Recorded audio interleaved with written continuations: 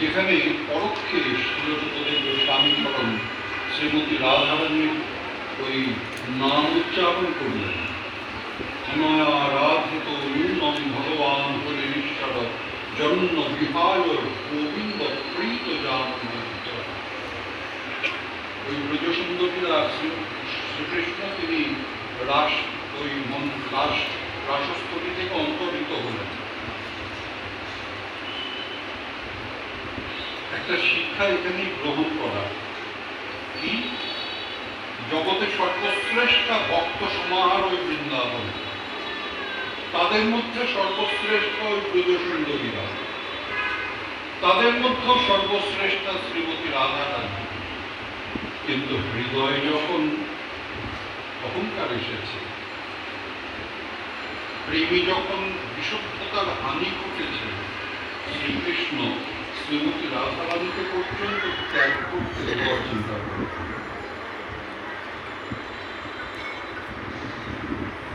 এবার কৈমুতিক ন্যায় যদি প্রয়োগ করো, এখানেই যদি এমন হয় তাহলে সেখানে তেমন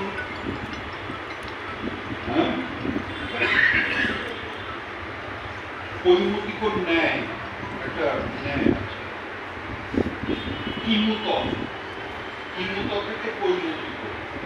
এটাই যদি এই হয় তাহলে কি হবে, অল্প বয়সে হম শ্যামর সে জড় জড়, না জানি কি হবে পরিণাম। আমার বয়স কম, কিছু বুঝি না, এখনই আমি শ্যামের প্রেমে পাগল, পরিণামে যখন আমি বুঝতে শিখবো তখন কি হবে। এটা কৈমুতিক ন্যায়।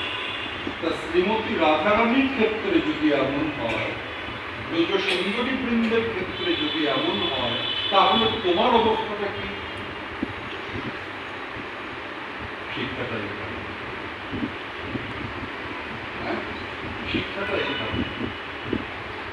একটুখানি মালা ফলক ধারণ করে, ধীর ফলক ধারণ করে একটু সেবা পুজো অনুরাগ সৃষ্টি হলেই হৃদয়ের মধ্যে অহংকার প্রবেশ করতে চায়। সঙ্গে সঙ্গে দরজায় অহংকার এসে উপস্থিত হয়, ও প্রবেশ করবো, দরজায় অহংকার টোকা দিতে আরম্ভ করে।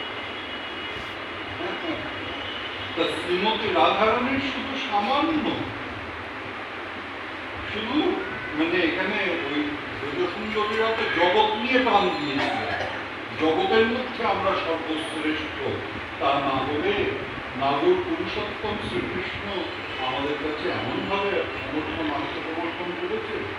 আচ্ছা, এই ব্যাপার চলবে।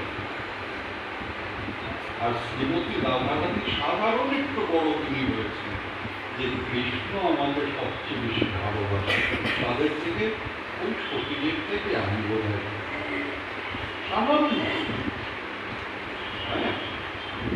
তাতে কৃষ্ণ ওই তিনি তো রসিকেন্দ্র চূড়ামণি, বিন্দুমাত্র এজাল তিনি আর সাধন করতে প্রস্তুত নন।